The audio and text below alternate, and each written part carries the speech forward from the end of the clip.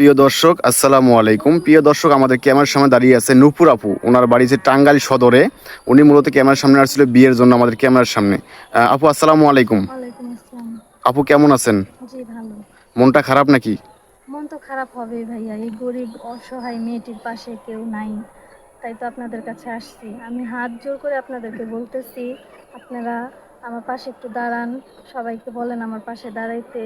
আমার ভিডিওটা যারা দেখতেছেন তাদেরকে বলতেছি হাত জোর করে, কেউ যদি এরকম থেকে থাকেন আমার পাশে দাঁড়ানোর মতো, দয়া করে আমার পাশে দাঁড়াবেন। আমার গাড়ি বাড়ি টাকা পয়সা কোনো কিচ্ছু চাই না, শুধু আমার পাশে একটু দাঁড়াবেন, আমার খোঁজ খবর নেবেন, আমার এটুকুই চাও। প্রিয় দর্শক, কতটা অসহায় হলে একটা মেয়ে ক্যামেরার সামনে এসে হাত জোর করে, আপনারা বুঝতেই পারতেছেন। ওনার নাম নূপুর। ওনার বাড়ি হচ্ছে টাঙ্গাইল।